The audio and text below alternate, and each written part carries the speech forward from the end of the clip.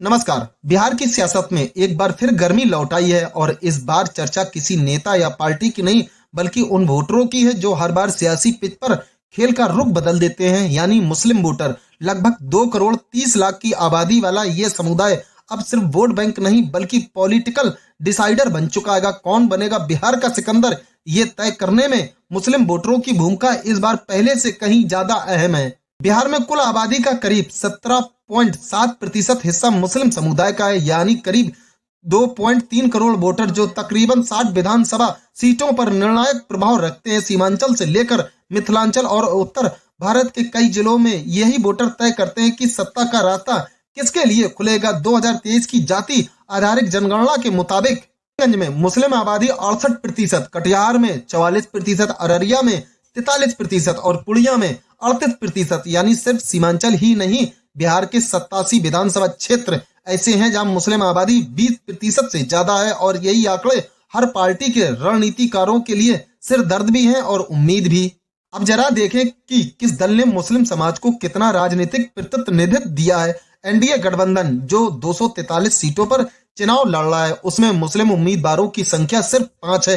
JDU ने 4 मुस्लिम प्रत्याशी उतारे जबकि बीजेपी ने एक भी नहीं, यानी एनडीए का मुस्लिम वोट बैंक पर भरोसा बेहद सीमित है। वहीं दूसरी तरफ महागठबंधन ने इस मोर्चे पर पूरी तैयारी की है।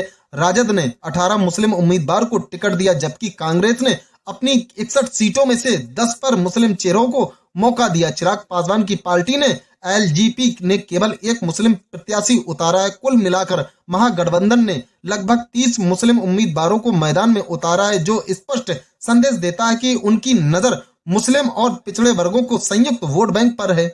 तेजस्वी यादव जानते हैं कि बिहार की राजनीति में एमवाई यानी मुस्लिम प्लस यादव फार्मूला उनकी सबसे बड़ी ताकत है। 2020 के चुनाव में 15 मुस्लिम उम्मीदवार उतारने के बाद इस बार उन्होंने आंकड़ा बढ़ाकर 18 कर दिया है। इतना ही नहीं, तेजस्वी ने साफ घोषणा की है कि अगर उनकी सरकार बनती है तो एक डिप्टी सीएम मुस्लिम समाज से होगा।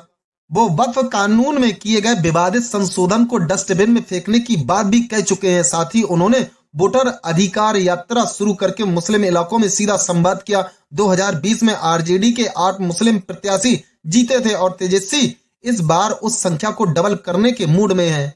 हालांकि 2020 में असदुद्दीन ओवैसी की पार्टी एआईएम ने सीमांचल की 5 सीटें जीतकर आरजेडी को बड़ा झटका दिया था, लेकिन बाद में जब उन 5 में से 4 विधायक आरजेडी में शामिल हो गए तब से तेजस्वी यादव ने ओवैसी को लेकर अपनी रणनीति बेहद सावधानी से तैयार की है। अब बात जेडीयू और नीतीश कुमार की। नीतीश हमेशा से खुद को सबका साथ सबका विकास वाला नेता बताते हैं। उनका दावा है कि उन्होंने बिना भेदभाव के मुस्लिम समाज को प्रतिनिधित्व दिया, चाहे वह शिक्षा हो, सरकारी नौकरी या योजनाओं का लाभ।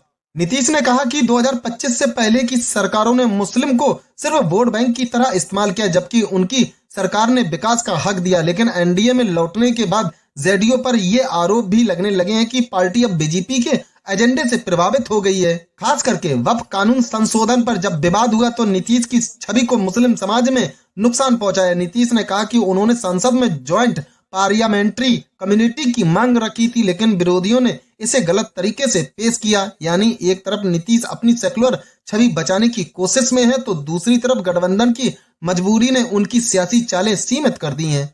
महागठबंधन ने इस बार सिर्फ मुस्लिमों पर नहीं बल्कि एबीसी समुदाय पर भी फोकस किया। मुकेश सहनी को सीएम पद का चेहरा बनाकर उन्होंने एक नया सामाजिक समीकरण बनाने की कोशिश की है जहां मुस्लिम और पिछड़े वर्ग दोनों को एक साथ लाया जा सके। यही वजह है कि आरजेडी कांग्रेस गठबंधन ने 30 मुस्लिम उम्मीदवारों को टिकट देने के साथ साथ डिप्टी सीएम पद मुस्लिम समाज को देने का वादा किया। इस रणनीति का मकसद साफ है, सीमांचल और उत्तर भारत के उन इलाकों में पकड़ बनाना जहां एआईएम के उम्मीदवार पहले आरजेडी को नुकसान पहुंचा चुके थे। ओवैसी की पार्टी एआईएम फिर से सीमांचल में सक्रिय हो गई है। 2020 में 5 सीटें जीतने के बाद पार्टी ने अपना जनाधार बढ़ाने का दावा किया। हालांकि 4 विधायक बाद में आरजेडी में शामिल हो गए जिससे ओवैसी की पकड़ कुछ कमजोर जरूर पड़ी, लेकिन इस बार वो जन स्वराज गठबंधन बनकर मैदान में है। राजनीतिक जानकारों का मानना है कि ओवैसी भले ही बड़ी संख्या में सीटें ना जीत पाए, लेकिन उनका मकसद महागठबंधन के मुस्लिम वोटों में सेंध लगाना है। यानी सीमांचल की लड़ाई अब सिर्फ वोटों की नहीं बल्कि विचारधारा की जंग बन चुकी है। एनडीए की सबसे बड़ी चुनौती है मुस्लिम प्रतिनिधि की कमी। 243 सीटों में से केवल 5 मुस्लिम उम्मीदवार और बीजेपी का एक भी मुस्लिम चेहरा नहीं। ये संदेश मुस्लिम समाज में नाराजगी का कारण बन रहा है। हालांकि जेडीयू इसे विकास और सुशासन के मुद्दे से कवर करने की कोशिश कर रही है, लेकिन बिहार जैसे राज्य में जहां सामाजिक समीकरण वोट तय करते हैं, वहां विकास का मुद्दा वोट बैंक के बिना अधूरा माना जाता है। राजनीतिक जानकार मानते हैं कि इस बार एम समीकरण पहले से ज्यादा मजबूत दिख रहे हैं। 2020 की तरह वोट काटने की संभावना कम है, जिससे फायदा सीधे सीधे आरजेडी को मिल सकता है। वहीं एनडीए में मुस्लिम प्रतिनिधि न के बराबर है और वक्फ बिल विवाद से नीतीश कुमार की छवि को झटका लगा है। ऐसे में अगर मुस्लिम वोट एकजुट रहे तो महागठबंधन बिहार की सत्ता की रेस में एक कदम आगे दिख रहा है। बिहार की राजनीति में मुस्लिम वोटरों की भूमिका सिर्फ सांख्यिकीय नहीं बल्कि राजनीतिक दिशा तय करने वाली शक्ति बन चुकी है। जहां एक और एनडीए विकास और स्थिरता का कार्ड खेल रही है, वहीं महागठबंधन प्रतिनिधि और समान भागीदारी का।